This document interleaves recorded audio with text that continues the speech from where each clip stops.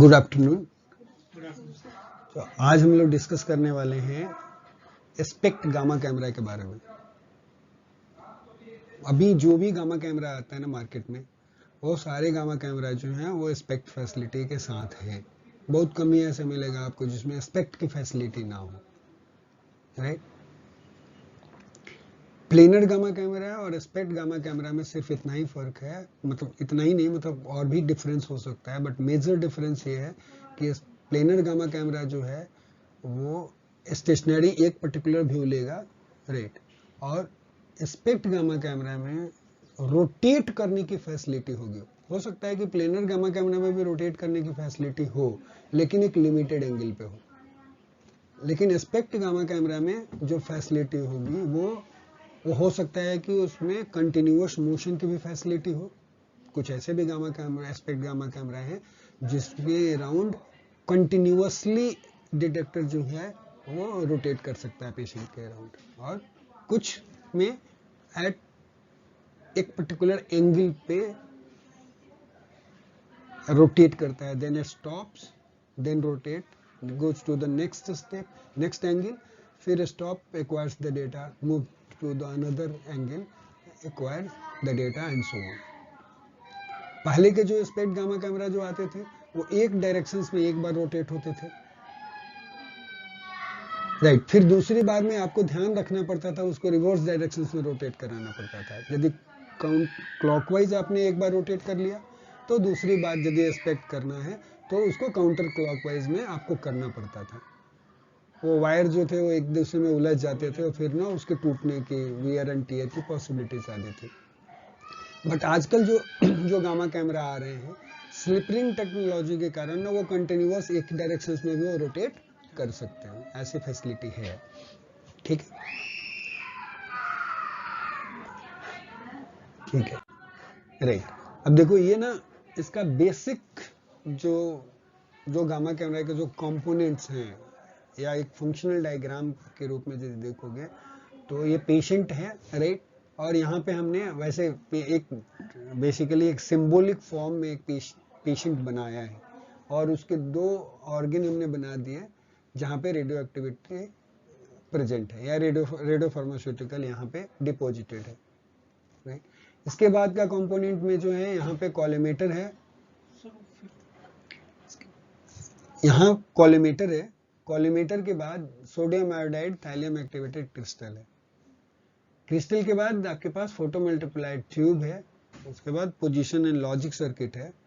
Position and logic circuit से दो signal निकल रहे हैं, एक्स सिग्नल, वाई सिग्नल, तो एक्स और वाई पोजीशन को डिटरमिन करते हैं, और एक जो सिग्नल जो है वो एनर्जी का सिग्नल निकल रहा है यहाँ से, which is the sum of all signals taken from the photo multiplied tube. यहाँ पे जो सम्ड सिग्नल जो है वो एनर्जी को रिप्रेजेंट करता है, और उस एनर्जी को पल्स हाइट एनालाइजर से एनालिसिस करते हैं, और जैसे पल्स हाइट एनालाइजर से होकर के ये पास करता है, देन तभी एक्स और वाई पोजीशन को रिकॉर्ड करते हैं कि एक इवेंट, जो इवेंट आया था उसकी एनर्जी यदि पल्स हाइट एनालाइजर से होकर के पास करती है, इट मीन्स यदि आपने फोटो पिक रखा है 140 प्लस माइनस 20 kb या 10 kb, राइट, तो उस केस में यदि उसके बीच में यदि आ रहा है उसका एनर्जी, तभी एक्स और वाई का पोजीशन हम रिकॉर्ड करते हैं कि इस एक्स और वाई पोजीशन पे एक इवेंट आया था। फिर नेक्स्ट इवेंट जब आएगा, सेम पोजीशन से आ रहा है तो वहां पे इंक्रीमेंट हो जाता है, एक के बदले दो हो जाएगा। तो ऐसे करके इमेज जो है फाइनली फॉर्म होता है। एक एक डॉट गिरते रहते हैं, जहां पे आया डॉट एक्स वाई पोजीशंस पे, जहां से सिग्नल मिला वो वहां पे एक डॉट डाल देते हैं, राइट। नेक्स्ट उसी पे आएगा तो दूसरा डॉट डालेगा। यदि उसी पोजीशन से मान लो कि 100 और 200 फोटोन्स आ रहे हैं तो 100 और 200 फोटोन जो वहां पे रिकॉर्डेड हो जाएंगे, और उसकी इंटेंसिटी जो है ब्राइटर होती जाएगी। No photon means black, number of photon, highest number of photon means white. तो क्या होता है, 0 से लेकर के मान लो कि 255 तक यदि एक पिक्सल में डेटा एक्वायर हो सकता है, तो 0 will represent black and 255 will represent और व्हाइट। और 0 से ब्लैक से व्हाइट के बीच में वो एक ग्रे लेवल बनता है, उसी ग्रे लेवल से इमेज बनता है ब्लैक एंड व्हाइट का। ठीक है, तो ये जो है इसका बेसिक मतलब प्रिंसिपल है। इसमें से 4 जो है इसके गामा कैमरा के 4 बेसिक कंपोनेंट्स हैं। और कौन कौन से कंपोनेंट्स बनते हैं? एक तो पहला कंपोनेंट बनता है कॉलीमेटर। और कॉलीमेटर का काम क्या है? It defines the lines of response through the object. LOR define करता है। कॉलीमेटर क्या करता है? It defines the lines of response LORs through the object. दूसरा ये कॉलीमेटर का कंपोनेंट हो गया आपका, राइट। उसके बाद sodium iodide thallium activated crystal है, right. It works as a radiation detector, ये रेडिएशन को डिटेक्ट करता है, राइट। और ये क्या करता है? काउंट्स पता करता है। It is used to count the incident number of gamma photon. कितने number of gamma photons detector को हिट किए हैं उसको ये काउंट करने के लिए इसको यूज करते हैं। तो दूसरा कंपोनेंट क्या हो गया आपका? Sodium iodide thallium activated crystal. Third component जो है वो कंप्यूटर सिस्टम है। कंप्यूटर सिस्टम क्या करता है? It uses the data from the detector to create 2 dimensional histogram image of counted photon. मतलब ये क्या करता है? डेटा जो है computer system it uses the data. कौन सा data? Data from the detector. तो डिटेक्टर से कौन सा डेटा आना है?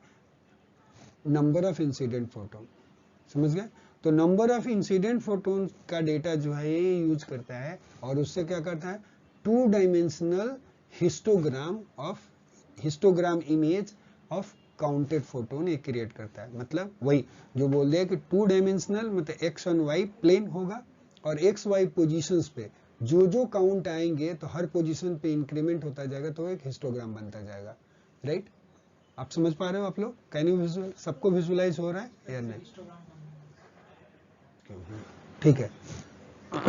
यहाँ पे हमने दिखाया कि इमेज जो है एक पर्टिकुलर पिक्सल पे 5 काउंट्स है, दूसरे पिक्सल पे या 25 काउंट्स है। इसको यदि यहाँ 5 को एक बार से रिप्रेजेंट करें, right, which height will be proportional to the counts in the pixel, तो उस केस में 5 काउंट है तो बार का हाइट जो है वो 5 के बराबर होगा। और यहाँ पे 25 पिक्सल है तो इसका हाइट 25 के बराबर होगा, करेक्ट। तो एज ए हिस्टोग्राम की तरह डिस्प्ले हो जाएगा। लेकिन जनरली जो हम लोग जो इमेज जो व्यू करते हैं इस 5 वाले को ब्लैक और व्हाइट के बीच में ही सेट दे देते हैं। 0 ब्लैक के लिए होता है और 255 जो है वो मैक्सिमम काउंट होता है, करेक्ट। और इन बिटवीन बाकी काउंट जो होगा उसका ग्रेन जो, हाँ, उसका जो कलर जो है वो 0 से 255 के बीच में ब्लैक से व्हाइट को डिवाइड कर दिया तो जो भी करस्पॉन्डिंग कलर बनेगा वो कलर का डॉट जो होगा वहां पे अपीयर होगा और तब जाके इमेज अपीयर होता है, ठीक है।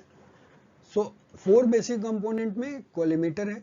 दूसरा जो है सोडियम आयोडाइड क्रिस्टल है जो रेडिएशन डिटेक्टर की तरह काम करता है। उसका काम क्या है कि फोटोन को काउंट करना, कितने काउंट जो है गामा फोटोन्स के आए हैं और उसी डेटा को यूज करके एक कंप्यूटर सिस्टम जो है वो इमेज क्रिएट करता है। So this is the third component. And the fourth component जो है वो है गैंट्री। गैंट्री का काम क्या है? Supports and move the gamma camera and patient. Gentry का काम क्या है कि वो सपोर्ट करता है, supports and move the gamma camera. Gamma camera को होल्ड करे। जैसे देखो यहाँ पे देखोगे ये गैंट्री है, ये देख रहे हो? ये देखो यहाँ पे ये गामा कैमरा का हेड है और इसको सपोर्ट कर रहा है और ये इसी के रेस्पेक्ट में ये गैंट्री यदि नहीं होगा तो ये घूम नहीं सकता है। ये यहाँ पर भी वही चीजें दिखाई गई है, एक व्यू एक दूसरा व्यू, ओके। सो गामा वो क्या इसका काम क्या? गैंट्री सिस्टम का क्या काम है? एक तो पेशेंट मूव करेगा और दूसरा जो है गामा कैमरा को मूव और रोटेट करने के काम आएगा। तो ये 4 बेसिक कंपोनेंट्स हैं गामा कैमरा के। आगे चले, बहुत बढ़िया। The overall function of the system, मतलब overall function of the system means gamma camera system. System जो है वो यहाँ पे गामा कैमरा है। उसका क्या काम है? is to provide a projection image of radioactivity distribution in the patient by forming an image of gamma ray exiting the body. इसका काम क्या है, ओवरऑल फंक्शन क्या है गामा कैमरा का, कि to provide a projection image, एक projection image provide करना किस चीज का, of radioactivity distribution in the patient. यदि मान लो पेशेंट में जो रेडियो एक्टिविटी का डिस्ट्रीब्यूशन है उसका प्रोजेक्शन इमेज प्रोवाइड करना। समझ गए, इसका काम क्या है और कैसे करता है provide, by forming the image of gamma ray exiting from the body. जो गामा रे जो है, जो बॉडी से एग्जिट कर रहे हैं, जो बाहर निकल रहे हैं, उनसे इमेज बनाना। करेक्ट, जो गामा रे जो बॉडी से एग्जिट कर रहे हैं उन्हीं को यूज करके एक प्रोजेक्शन इमेज क्रिएट करना, राइट, जो है गामा कैमरा का फंक्शन है। फाइन।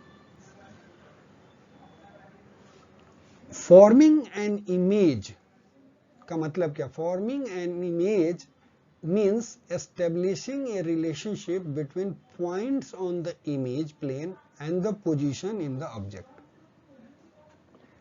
इमेज फॉर्म करने का क्या मतलब है, इमेज फॉर्म करने का मतलब यह है establishing a relationship, किसके बीच में relationship, relationship between the points on the image plane, या ये एक इमेज प्लेन है, राइट, इस इमेज प्लेन का एक पॉइंट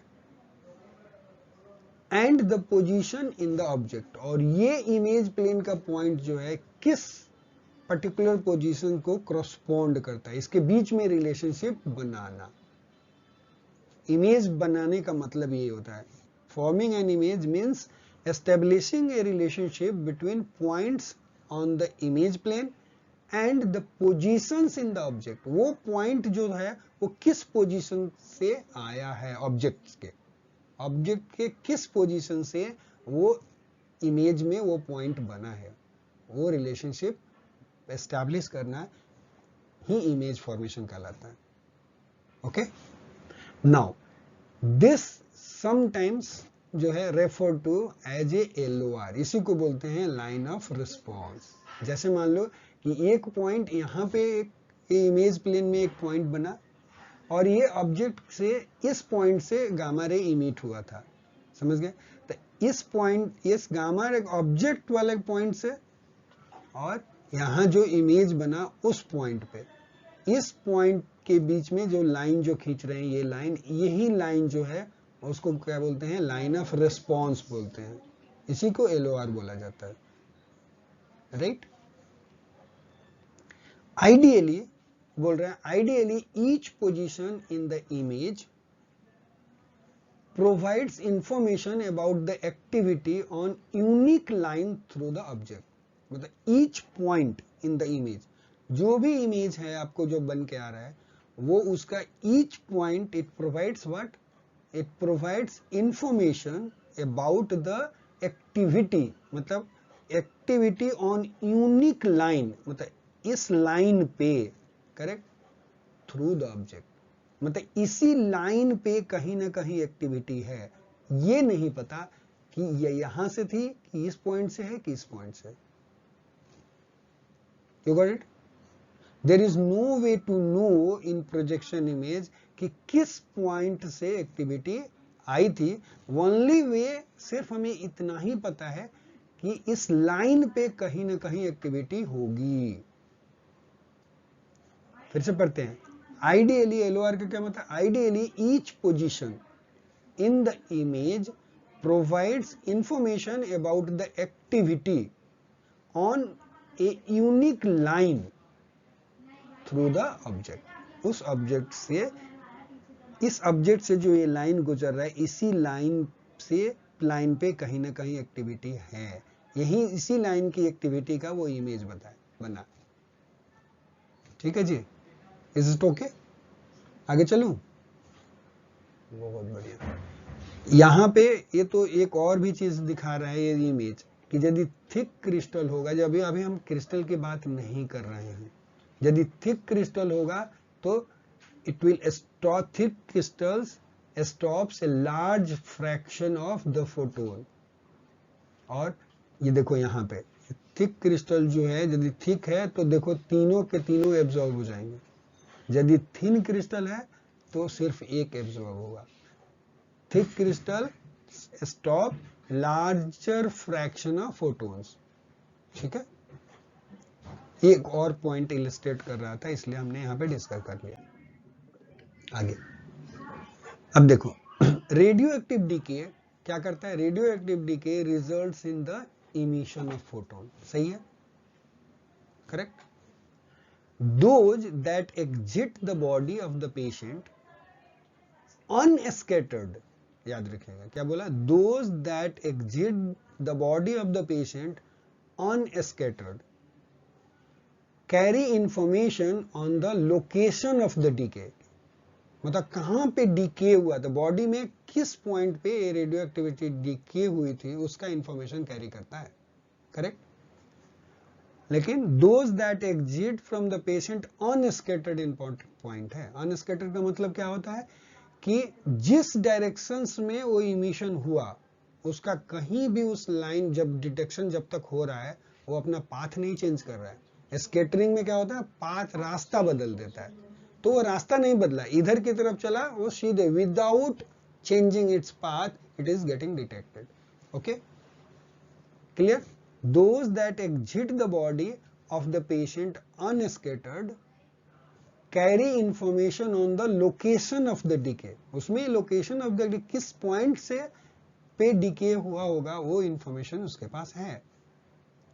एंड दस यदि वो लोकेशन पता है तो इसका मतलब the bio distribution of the radio tracer पता है कि रेडियो ट्रेसर जो था वो बॉडी में कैसे डिस्ट्रीब्यूटेड था, वो इमेज जो है वो इंफॉर्मेशन बता रहा है basically, correct. It's okay. Now photons are detected with a position sensitive detector. Photons कहां से कैसे डिटेक्ट हो रहा है?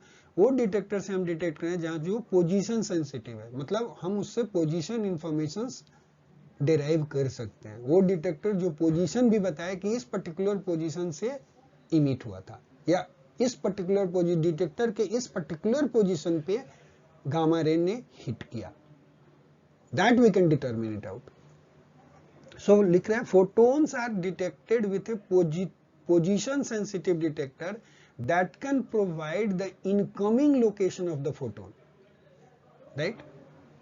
It can provide the incoming location of the photon कि किस लोकेशन से फोटोन आ रहा है, and its energy to a good approximation। देखिए बहुत बढ़िया बात लिखे हुए है, दो चीज लिखा क्या कि it can provide the location of the photon and its energy to a good approximation। good approximation एक important term है। We didn't say कि एग्जैक्ट पोजीशन बताता है, वो हमेशा जो होता है वो एग्जैक्ट नहीं होता, थोड़ा बहुत एरर होता है, वो आपको पता चलेगा। एनर्जी डिटर्मिनेशन में भी थोड़ा बहुत एरर आएगा और पोजीशन डिटर्मिनेशन में भी थोड़ा बहुत एरर आएगा, तो इसीलिए वर्ड यूज करेगा to a good approximation, but not the path along which photon travels। लेकिन वो ये नहीं बता पाएगा क्या? But not the path along which the photons travels, क्योंकि तो किस रास्ते से होकर के आया वो एग्जैक्टली नहीं बता सकता। अभी आपको जाके क्लियर होएगा वो क्या इंफॉर्मेशन बता सकता है। वो ये बता सकता है, लोकेशन बता सकता है कि इस पॉइंट से आया है और उसकी एनर्जी अप्रोक्सीमेटली कितनी है, अप्रोक्सीमेटली इस पोजीशन से आया होगा और उसकी एनर्जी कितनी है, इतनी होगी। लेकिन वो ये नहीं बता पाता है कि किस रास्ते से होकर के आया, उसका पाथ क्या था, but not the path along which the photon travels, which is necessary to generate the projection of the emitted body।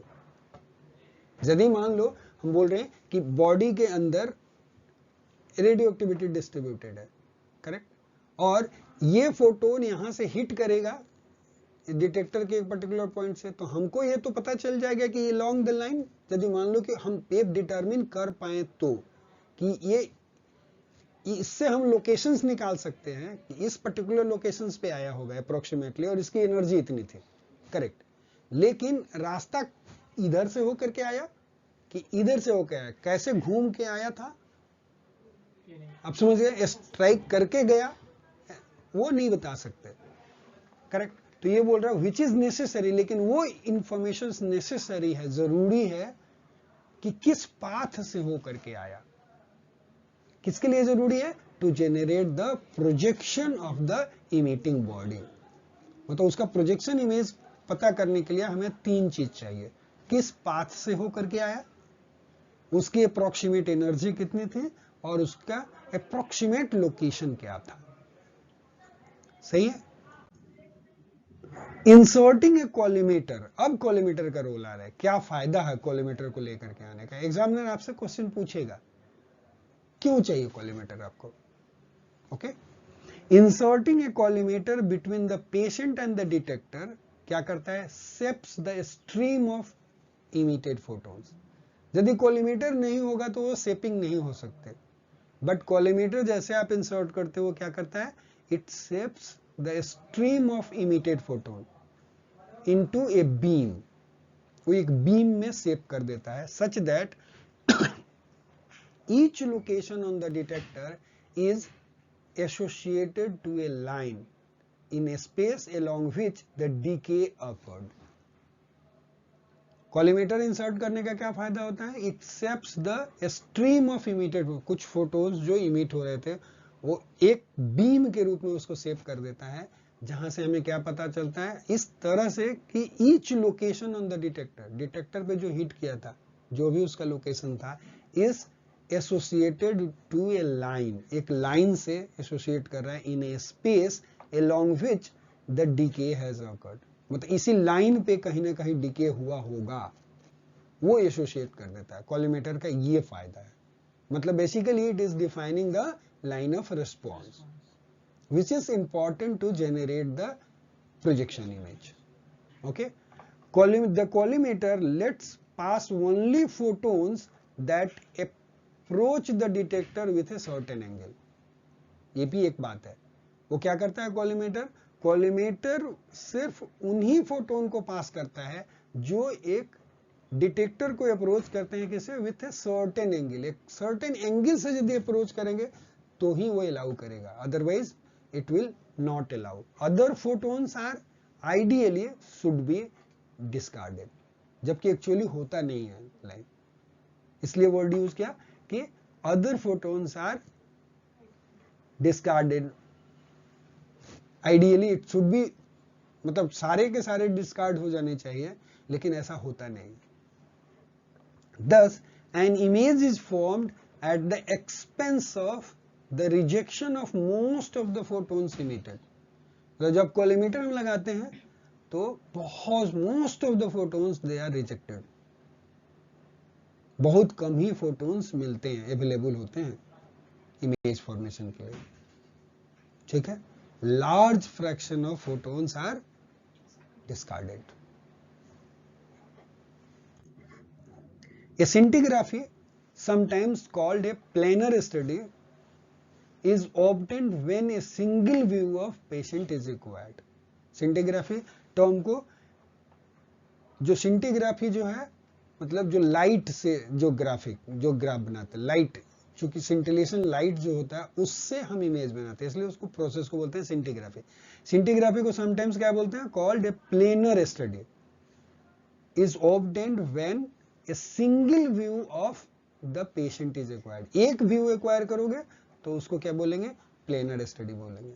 Multiple view acquire करेंगे तो एस्पेक्ट स्टडी बोलेंगे, मतलब मल्टीपल व्यू एक्वायर करके अलग अलग एंगल पे फिर रिकॉन करेंगे तो एस्पेक्ट स्टडी बनेगा।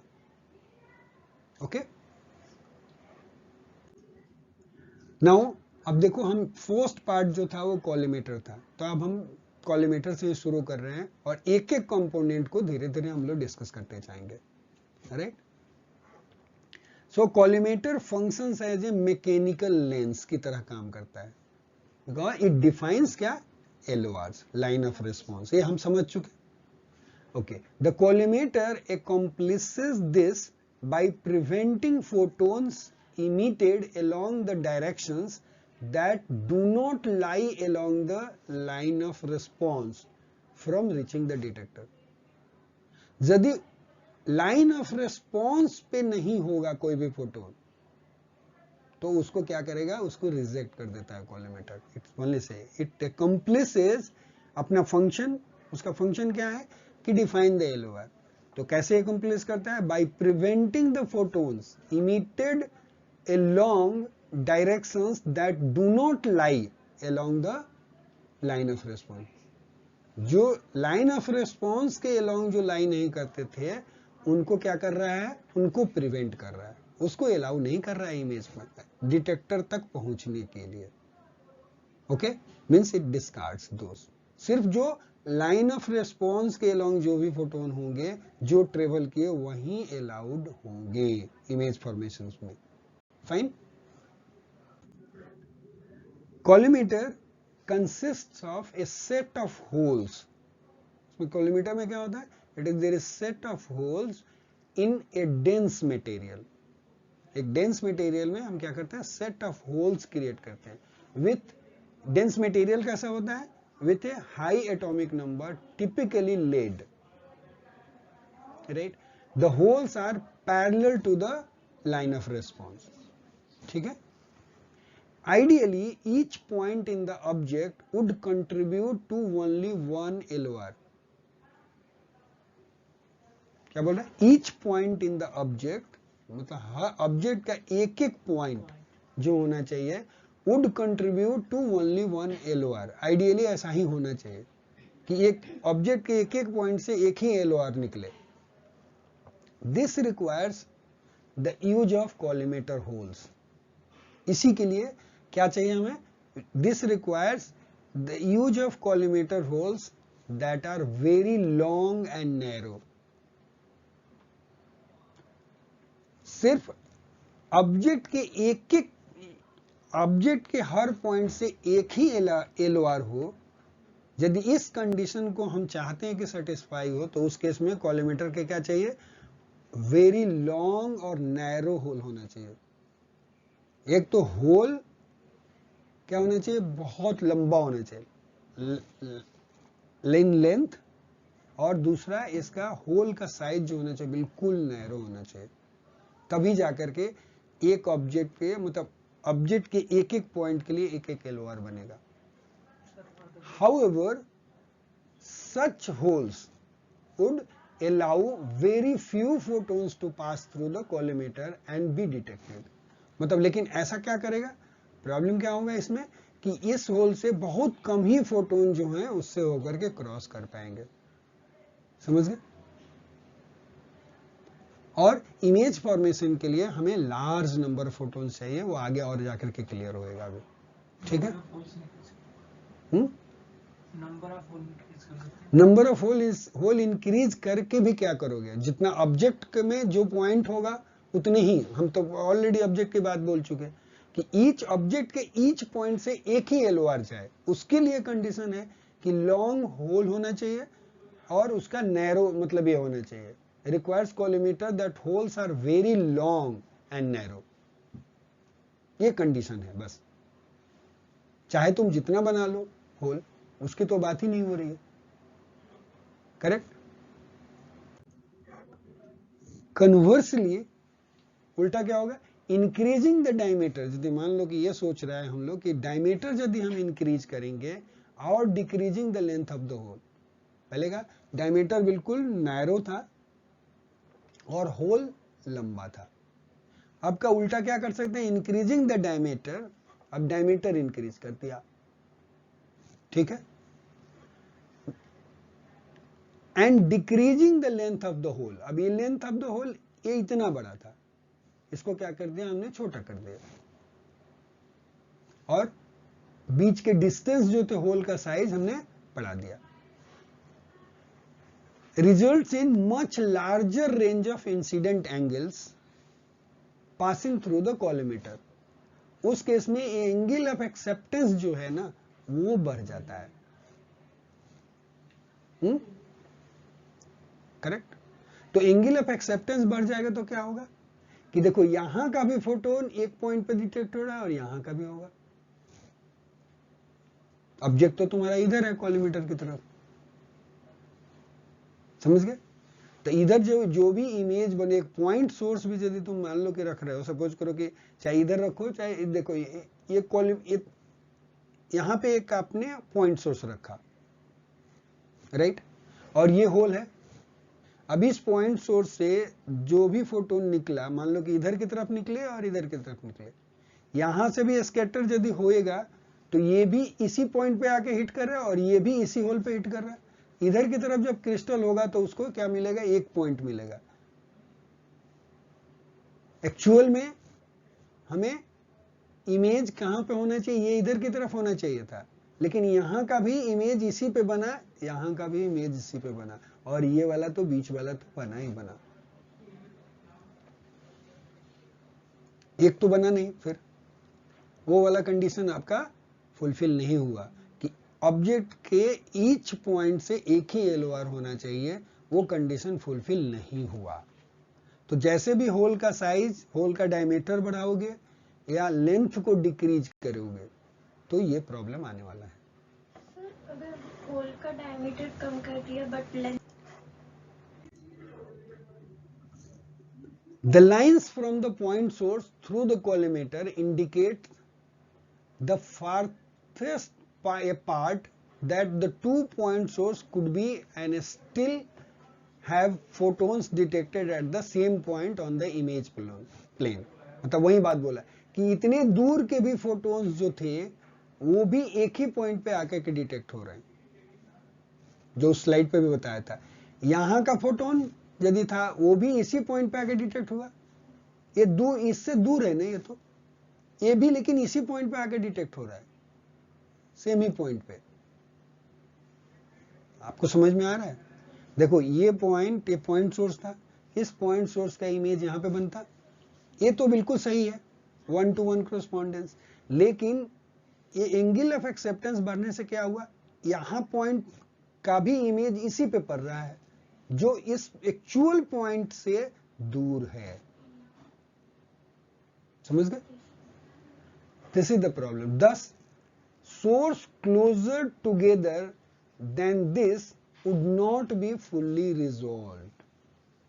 क्या प्रॉब्लम होगा कि इससे कम दूरी पे दो ऑब्जेक्ट जो होगा वो एक ही दिखेगा, रिजॉल्व नहीं हो सकता, अलग अलग रिजॉल्व नहीं होएगा। That is the that is the like effect, that's what is going to produced by your angle of acceptance। angle acceptance जितना ज्यादा होगा उतना ही रिजोल्यूशन कम होता जाएगा। समझ में?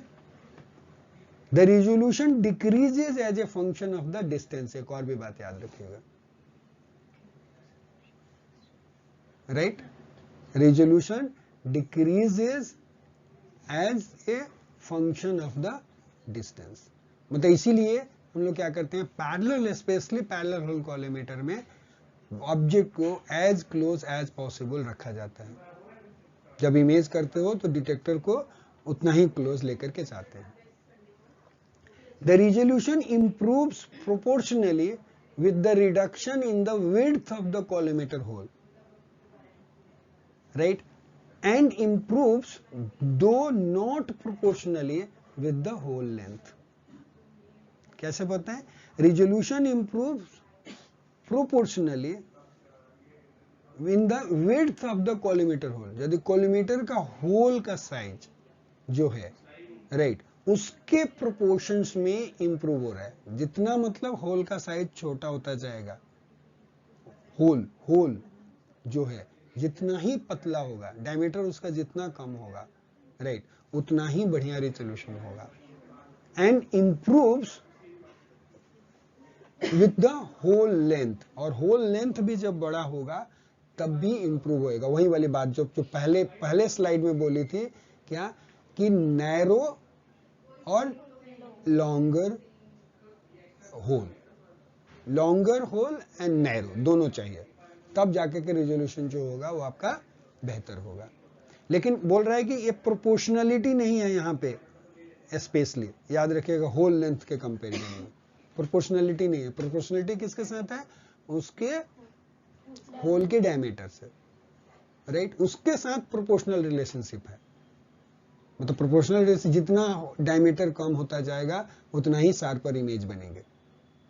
ओके, उतना ही रेजोल्यूशन बढ़िया बनेगा, अच्छा रेजोल्यूशन आएगा।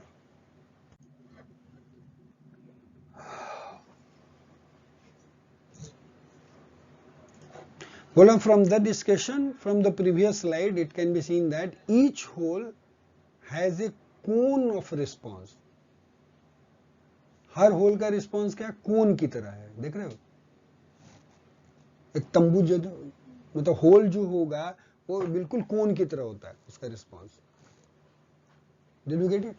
अब 3 डायमेंशनल विजुअलाइजेशन हो, तंबू को याद रखो, बिल्कुल होल को वैसे ही वो देखता है, तो उसका रिस्पॉन्स कैसा होता है? कोन की तरह। Each hole has a cone of response and the diameter of the cone of response is proportional to the distance from the face of the collimator। समझ गए? मतलब कि ये जो डायमीटर जो भी बनेगा ये कितना दूर है इससे, उसके ऊपर इसका डायमीटर डिपेंड करेगा।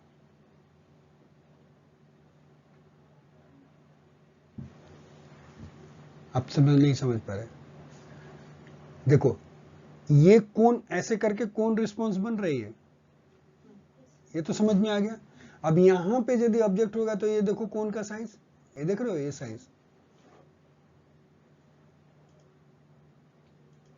ये देखो, ये डिस्टेंस देखो, सॉरी ये डिस्टेंस मेजर करो। अब ये देखो ये डिस्टेंस इंक्रीज हुआ है, अब ये बढ़ रहा है ना, इससे ज्यादा है ना, इसके कंपैरिजन में तो ज्यादा है डिस्टेंस, और आगे जाओगे तो ये और थोड़ा बढ़ गया डिस्टेंस। ये यही बात बोल रहा है कि जितना क्लोज रहोगे ये कोन जो होगा, ये वाला रिस्पॉन्स जो होगा, it will be proportional to the distance from the face of the collimator. समझ गए? ये बोल रहे हैं changing the diameter of the collimator holes changes the resolution। Diameter, hole का डायमीटर यदि चेंज करोगे तो क्या होगा? रेजोल्यूशन चेंज हो जाएगा, and also the number of photons passing through the collimator, दोनों ही चेंज होगा कि कितने फोटोन उससे होकर के पास करेंगे वो भी चेंज होएगा, और दूसरा क्या चेंज होएगा? उसका रेजोल्यूशन चेंज होएगा। ठीक है जी, आगे चलें। गुड।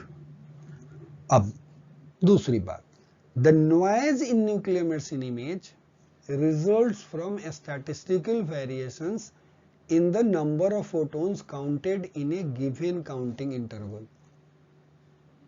नॉइज क्या है? Noise in nuclear medicine image कहां से आता है? Results from the statistical variations in the number of photons counted in A given counting interval. अब जैसे देखो, जब जो भी आप इमेज एक्वायर करते हो, चाहे आप फ्लड सोर्स का भी देख लो, एक पर्टिकुलर टाइम के लिए एक्वायर करते हो, 2 मिनट के लिए, 5 मिनट के लिए, 10 मिनट के लिए एक्वायर करते हो, तो वो 10 मिनट के इंटरवल में कितने फोटोन्स आ रहे हैं।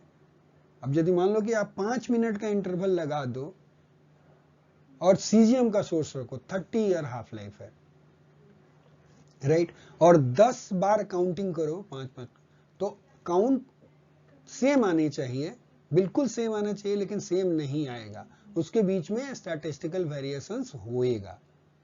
समझ गए कि एग्जैक्टली सेम नहीं आएगा हर में। ऑल्दो 30 ईयर हाफ लाइफ है सीजीएम के, तो जो इमिशन जो हो रहा है वो हर इंटरवल में 5 मिनट में और लगभग बराबर ही होएगा, क्योंकि बहुत फास्ट डिके हो नहीं रहा उसका, राइट, लेकिन फिर भी वो सेम नहीं आता है। तो ये बोल रहा है कि जो नॉइज जो न्यूक्लियर मेडिसिन में जो इमेज आता है, इसी कारण आता है। स्टैटिस्टिकल वेरिएशन जो नंबर ऑफ फोटोन्स जो काउंट करता है एक पर्टिकुलर टाइम इंटरवल में, उसमें जो वेरिएशंस होता है उसके चलते नॉइज आता है। एंड वो भी क्यों आता है? ये स्टैटिस्टिकल वेरिएशंस क्यों आता है? Because this is due to the random nature of radioactive decay. Radioactive decay ही इटसेल्फ रैंडम है। यदि आप डिके को इमेज, मतलब इमेज जब बना रहे हो तो कॉलिमेटर भी बीच में है, बाकी भी प्रोसेसिंग यूनिट है ना, लेकिन यदि आप सिंपली रेडियोएक्टिव डिके को भी आप सैंपल करो तो वो भी रैंडम फेनोमेनन है। वो भी एक पर्टिकुलर इंटरवल में आप देखोगे तो सेम नंबर ऑफ फोटॉन्स नहीं आते हैं. So it is due to random nature of the radioactive decay and the interactions with the patient and camera. Again ये जो फोटोन जो होते हैं वो फिर पेशेंट के अंदर भी इंटरेक्ट करते हैं. जैसे मान लो कि पेशेंट के अंदर आपने एक्टिविटी डाली है तो वहां से जो फोटोन निकलेगा वो उसके भी इंटरेक्शंस होंगे, फोटो इलेक्ट्रिक होगा, कॉम्पटन होगा. तो किस टाइप का इंटरेक्शंस हुआ है वो भी लीड करेगा स्टैटिस्टिकल फ्लक्चुएशंस में. और फिर कैमरा के साथ तो इंटरेक्ट कर ही रहा है, जिसमें कॉलीमीटर आएगा, क्रिस्टल आएगा, बाकी कंपोनेंट्स आएंगे. तो बिकॉज ऑफ दैट ये नॉइज अपीयर होता है न्यूक्लियर मेडिसिन में. ये क्वेश्चंस पूछे जा सकते हैं, इसलिए मैंने डिटेल में यहाँ पे एक्सप्लेन किया है from where noise is coming. The noise is described. अब ये नॉइज किस प्रोसेस से डिस्क्राइब होता है? It is described by the Poisson statistics. And the coefficient of variation जो होता है, परसेंटेज नॉइज जिसको बोलते हैं, percent noise is inversely proportional to the square root of the number of the counts. मतलब 5 मिनट में यदि मान लो कि 1000 फोटोन्स एक्वायर हुए थे तो उस पिक्सल पे नॉइज जो आएगा स्क्वायर रूट ऑफ 1000 होगा. यदि 10,000 है तो नॉइज का वैल्यू सीधे 100 होगा. मतलब 100 का वेरिएशन आ सकता है एक पिक्सल से दूसरे पिक्सल्स के बीच में, यदि यूनिफॉर्म फ्लड सोर्स रखते तो भी. समझ गए? Thus, increasing the number of counts results in less noisy image. जैसे जैसे काउंट बढ़ाते जाओगे राइट तो लेस नॉइजी इमेज मिलेगा. Okay, you got it? Percentage noise क्या बोला? Is proportional to the square root of the number of image. Sorry, inversely proportional to the square root of the image. मतलब उसमें क्या होता है, वो जो परसेंटेज नॉइज जो होता है उसका फॉर्मूला ही होता है 100 divided by square root of mean. यही फॉर्मूला होता है. Okay. Thus, the increasing the number of counts results in less noisy images. As a result, there is inverse relationship between the noise and spatial resolution also. समझ गए? तो यदि special resolution बहुत बढ़िया होगा तो इमेज क्या होगा? नॉइजी होगा. समझ गए? क्योंकि स्पेशल रेजोल्यूशन बढ़िया होने से हमने बोला कि लॉन्ग बोर नैरो होल चाहिए तो फोटोन बहुत कम आएंगे. उस केस में बहुत बढ़िया रेजोल्यूशन होगा, लेकिन फोटोन कम आ गए, नंबर ऑफ फोटोन्स कम है, इसलिए इमेज क्या होगा? नॉइजी हो जाएगा. You got it? And vice versa. जब नॉइज बढ़िया होगा, नॉइज मतलब कम होगा तो स्पेशल रेजोल्यूशन घट जाएगा, क्योंकि नेचुरली आपको क्या होल का साइज बढ़ाना पड़ेगा, नहीं तो उसका लेंथ जो है बोर का वो छोटा करना पड़ेगा. तो ये दोनों ही केस में रेजोल्यूशन जो है, काउंट्स तो ज्यादा मिलेंगे लेकिन रेजोल्यूशन कम हो जाएगा, क्योंकि 2 पॉइंट के बीच में एंगल एक्सेप्टेंस बढ़ गया.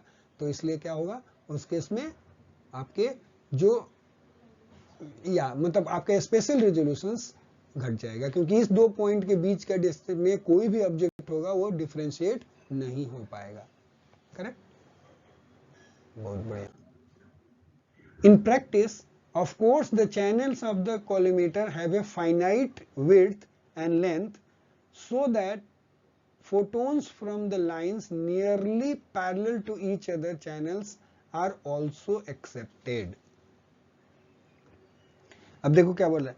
इन प्रैक्टिस तो हमने बोला कि नैरो होल चाहिए और लॉन्ग बोर, लेकिन चाहे तुम कितना भी नैरो बना लो, करेक्ट, प्रैक्टिस में जब आओगे जो भी एक होल बनाओगे, राइट, वो उस केस में जो चैनल जो बनेगा जो होल का, right, have a finite width and length. वो होगा कुछ एक फाइनाइट विड्थ तो होगा ना उसका, और उसका लेंथ भी होगा, so that the photons from lines nearly parallel to each other, nearly parallel to each channel जो होगा इज ऑल्सो एक्सेप्टेड. मतलब कि ये भी एक्सेप्ट होएगा. एक देखो, एक तो ये पैरेलल वाला तो आ ही रहा था, अब यहां से और भी कोई चलेगा ना तो ये भी एक्सेप्ट हो जाएगा. आपको समझ में आ रहा है बात?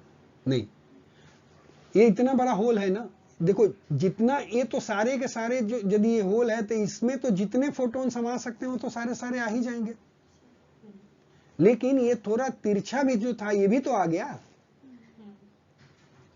इधर का जो पैरेलल होगा फिर इधर से भी थोड़ा पैरेलल होगा वो भी आ जाएगा, फिर इधर वाला भी जो पैरेलल है वो भी आ जाएगा, घुस जाएगा।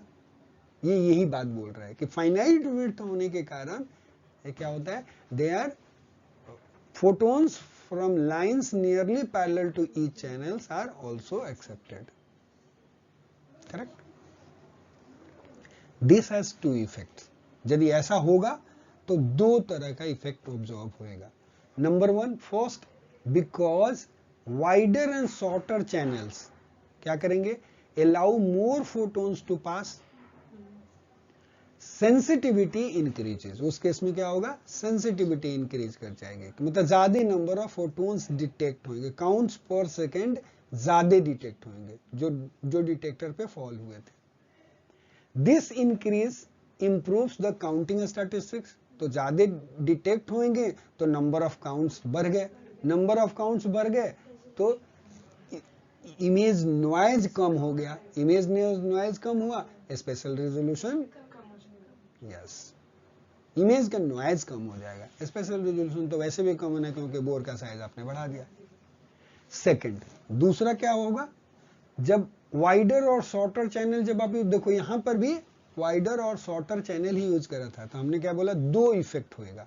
पहला इफेक्ट क्या था, सेंसिटिविटी बढ़ी थी, इमेज लेस नॉइजी हुआ, fine. Second, wider and shorter channel have a wider acceptance angle, उसका एक्सेप्टेंस एंगल बड़ा है उसके, उसमें वाइडर जो होगा वो और शॉर्टर वाले का भी.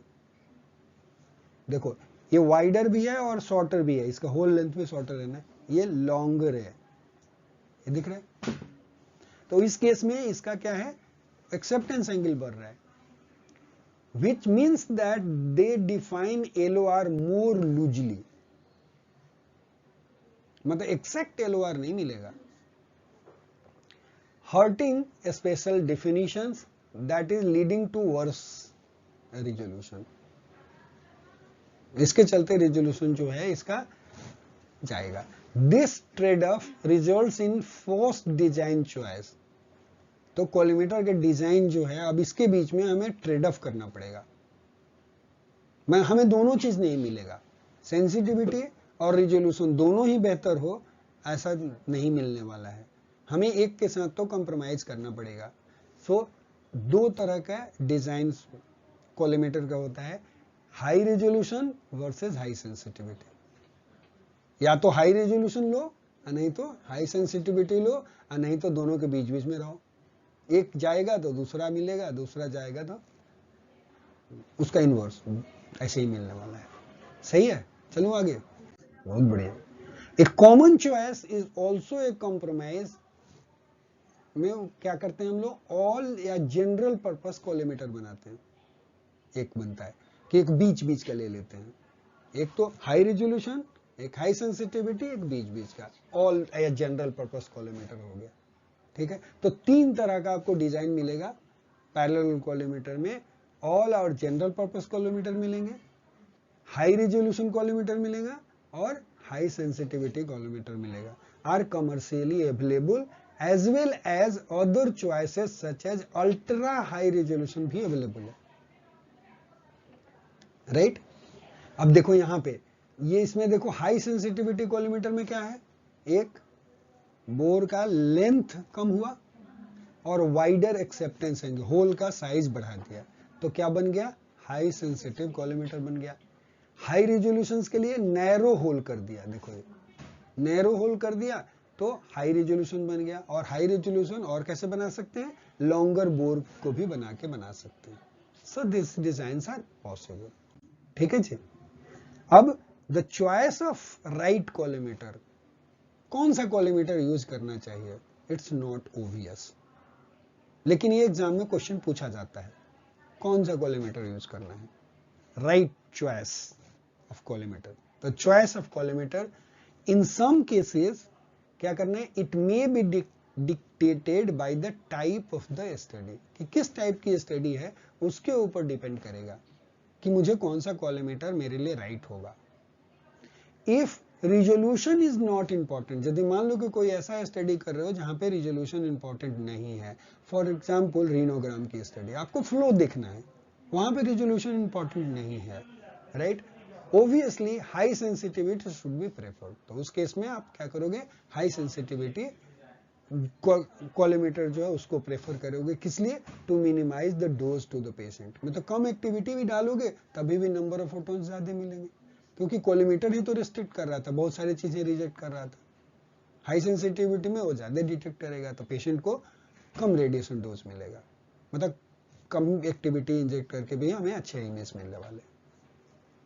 In general however high resolution improves both spatial details and contrast। High resolution का जो कॉलिमेटर जो है उससे दोनों चीजें इंप्रूव होती है, क्या, स्पेशियल डिटेल भी, मतलब स्पेशल रेजोल्यूशन भी अच्छा मिलता है और कॉन्ट्रास्ट भी अच्छा मिलता है इमेज में, मतलब दो डॉट्स जो होते हैं उसके बीच के काउंट का डिफरेंस भी एकदम से दिखता है, समझ गए। दोनों ही चीजें अलग अलग देखना तो अलग बात है, लेकिन दो के बीच का कॉन्ट्रास्ट भी और डिफरेंस काउंट्स का भी डिफरेंस देखना वो भी इंपॉर्टेंट है।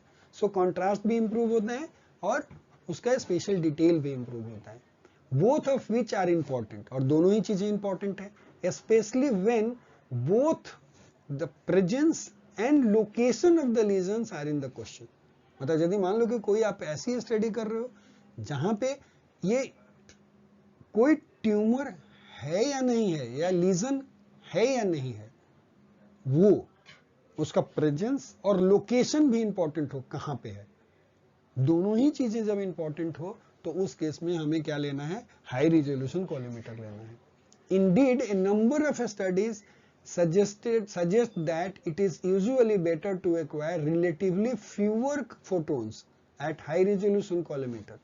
बहुत सारी स्टडी ऐसी हैं जो बोलती हैं कम ही एक्वायर करो फोटोन को, कोई दिक्कत नहीं, बाद में पोस्ट प्रोसेसिंग यूज करके उस इमेज को इंप्रूव कर लो, फिल्टर लगा दो, इमेज इनहांसमेंट कर लो, दैट इज पॉसिबल। कम काउंट है फिर भी उसको बहुत अच्छा बनाया जा सकता है, कम काउंट के इमेज को भी इंप्रूव किया जा सकता है।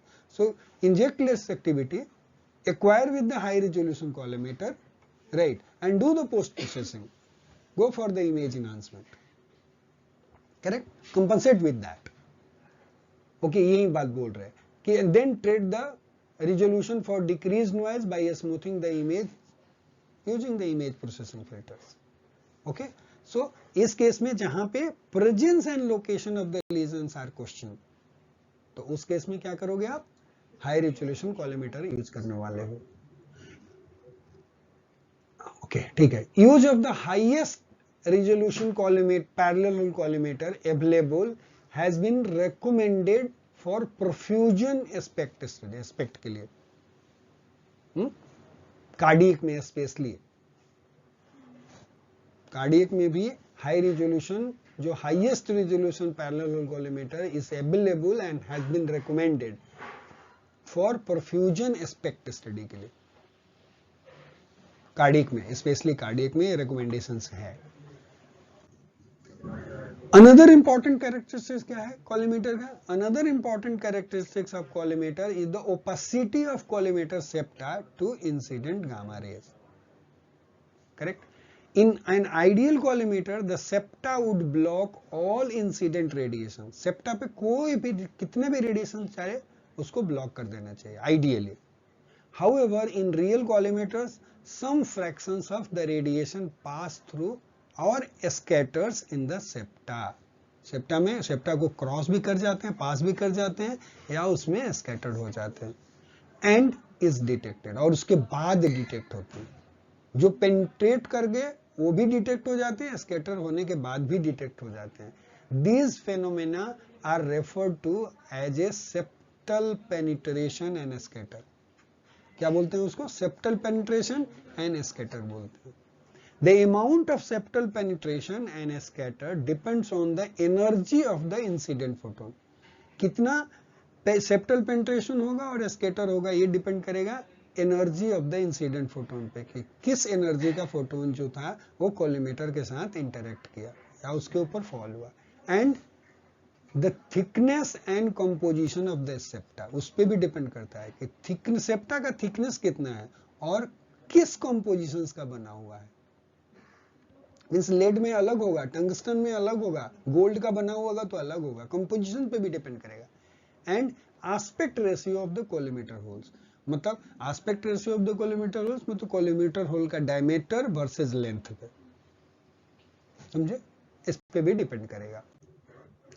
Since gamma camera are used to image radionuclides with energies over a wide range, मतलब जो न्यूक्लियर मेडिसिन में जो हम लोग गामा कैमरा के जो भी इमेजेस हम एक्वायर करते हैं, उस केस में हमारे पास डिफरेंट एनर्जी के रेडियो आइसोटोप्स होते हैं, लाइक आयोडीन 131 364 केवी के आसपास का फोटोन्स, राइट, और इसका 140 का टेक्नीशियम, ल्यूटीशियम का अलग है, अलग अलग रेडियो आइसोटोप, उसके एनर्जी रेंज वैरिड है, right.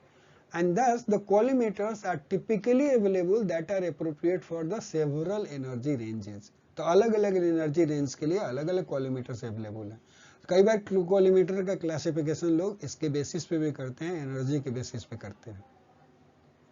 Okay, so low energy collimator are designed for the isotopes emitting photons with energy lower than approximately 160 keV। 160 keV से कम वाले जो भी आइसोटोप होगा वो लो एनर्जी से इमेज हो जाएगा, या उसके लिए लो एनर्जी के कॉलीमीटर बने हुए हैं। Medium energy collimators are designed for energies up to approximately 250 keV तक, और higher energy collimators are designed for the higher energy.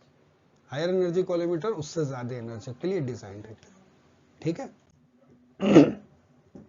It should be noted that in selecting the appropriate collimator for an isotope, it is important to consider not only the photon energy, सिर्फ आपको photon energy ही consider नहीं करनी है in the image.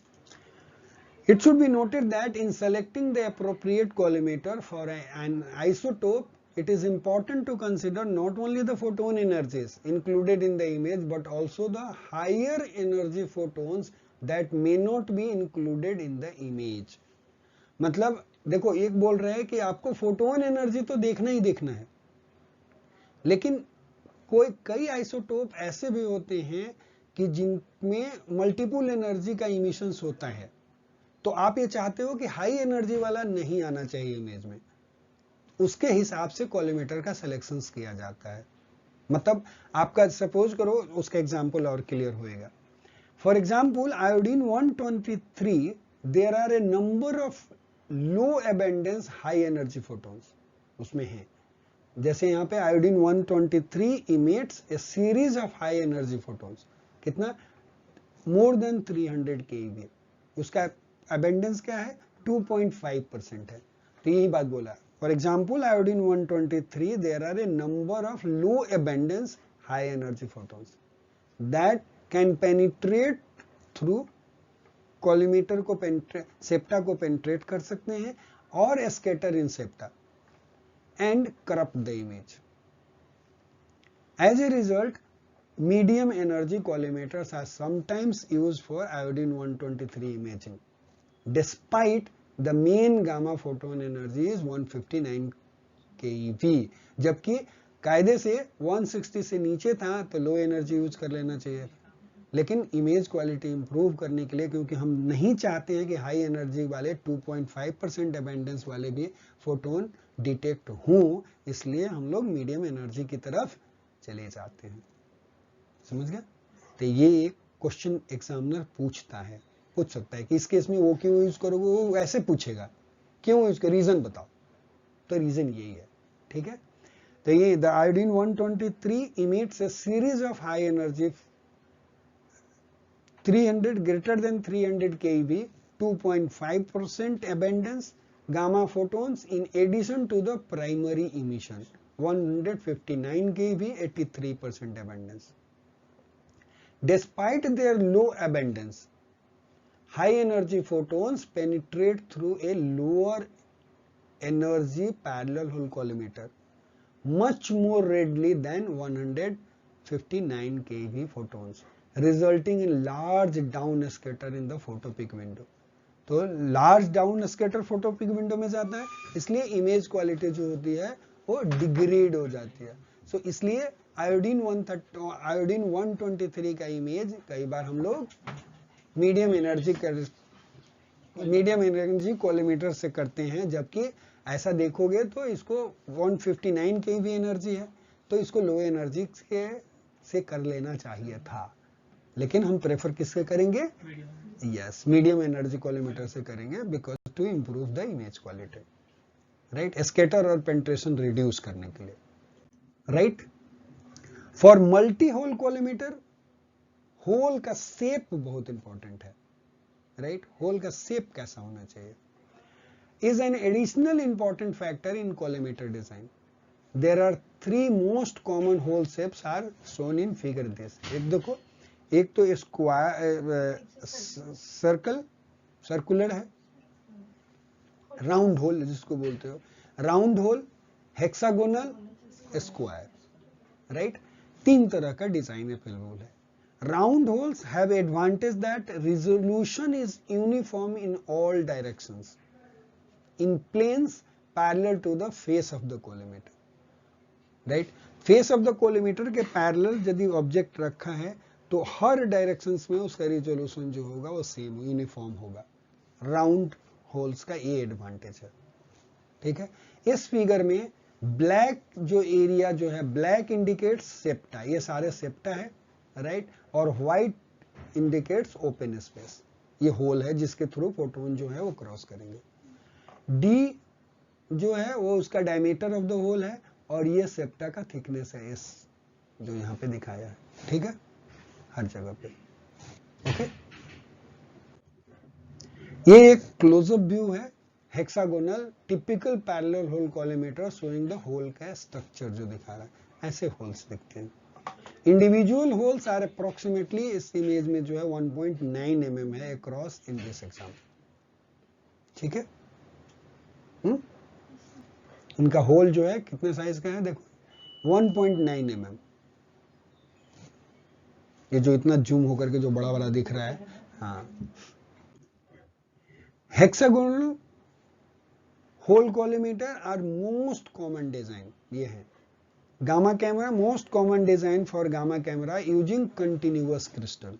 जब भी आप continuous crystal use करो, जैसे हम सोडियम आयोडाइड जो अभी हम गामा कैमरा जो यूज कर रहे हैं उसमें हम कंटिन्यूअस क्रिस्टल यूज करते हैं। They have advantage of relatively direction independent response function. इसके डायरेक्शन पे कोई डिपेंडेंसी नहीं है कि मतलब इस डायरेक्शन में ज्यादा होगा, इस डायरेक्शन में कम होगा, राइट, पहली चीज। They have advantage of relatively direction independent response function and higher sensitivity than a round hole collimator. Round hole collimator के comparison में इसकी higher sensitivity है, and the same resolution and with the same resolution and septa thickness। मतलब यदि round के whole में compare करोगे, यदि सेम सेप्टा थिकनेस है और सेम डायमीटर मतलब सेम रेजोल्यूशन हो गया, राइट, तो इसकी सेंसिटिविटी हेक्सागोनल वाले की ज्यादा है, यू गॉट इट। और डायरेक्शन भी इंडिपेंडेंसी जो है वो अच्छी है compared with the round hole के, okay. Next, square hole collimators are especially appropriate for detectors that have pixelated crystal। जिसमें पिक्सेलेटेड क्रिस्टल्स हैं वहां पे जो हैं वो काम कौन आएंगे, राउंड वाले, सॉरी स्क्वायर वाले, okay. Having square holes that matches the spacing and intergap distance of the detector results in good sensitivity with those detectors. अब पिक्सेलेटेड क्रिस्टल है तो क्रिस्टल में भी एक एक होल, मतलब ऐसे इतने ही क्रिस्टल को एक्सपोज करेगा, और ये जो होगा बीच दो क्रिस्टल जो जुटा हुआ है इसके बीच में इसका सेप्टा आ जाएगा, तो इसकी सेंसिटिविटी जो होती है पिक्सेलेटेड क्रिस्टल के केस में जो स्क्वायर होल्स जो हैं वो ज्यादा अच्छे होते हैं, they are much better, However, the resolution varies significantly depending on the directions. ये directions पे इसका resolutions vary करता है, being worse by a factor of a square root of 2 along the diagonal directions compared to the parallel to the row of holes. मतलब parallel hole रो में, मतलब इसका जो डायरेक्शंस इस डायगोनल डायरेक्शंस में देखोगे, राइट, और एक पैरेलल इस डायरेक्शंस में देखोगे, जो रिजोल्यूशन होएगा, ये तो एक पैरेलल रो वाइज पैरेलल हो गया ना, इस डायरेक्शंस में एक अलग रिजोल्यूशन होगा, और यदि इसका आप डायगोनल देखोगे तो ये इसका स्क्वायर रूट ऑफ 2 टाइम्स कम हो जाएगा. ओके, मतलब इस डायरेक्शंस में रिजोल्यूशन उतना अच्छा नहीं होगा जितना पैरेलल वाले में होगा. ये इसका डिसएडवांटेज है. Multi hole collimators typically have many thousands of holes. मतलब ये जो हमारा जो पैरेलल होल कॉलिमेटर है वो मल्टी होल कॉलिमेटर, उसमें एक ही होल नहीं है, और generally it has got a many thousands of holes. The uniformity of the image critically depends on the holes having uniform size and spacing. अब uniformity जो होगा वो किस पे डिपेंड करेगा कि होल का साइज यूनिफॉर्म है और स्पेसिंग भी यदि यूनिफॉर्म है तो कैसी है. यदि मान लो कि होल का साइज वेरी कर जाए या स्पेसिंग का डिफरेंस हो तो यूनिफॉर्मिटी के ऊपर आपको फर्क पड़ने वाला है. As a result high quality fabrication is essential. इसलिए कॉलिमेटर जो है कॉस्टली होते हैं, राइट, और हाई क्वालिटी इनका फैब्रिकेशंस भी प्रोसेस जो है उसकी क्वालिटी बहुत अच्छी होनी चाहिए, क्योंकि स्पेसिंग और होल्स की यूनिफॉर्मिटी बहुत इंपॉर्टेंट है, right. The septa must be made of high density, right.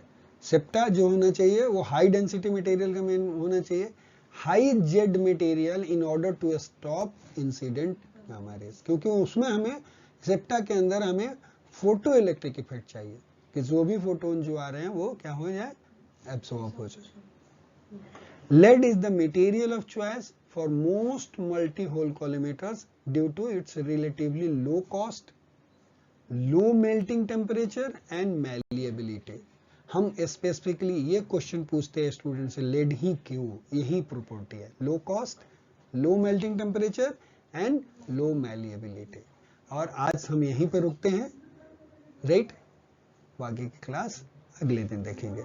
So thank you very much.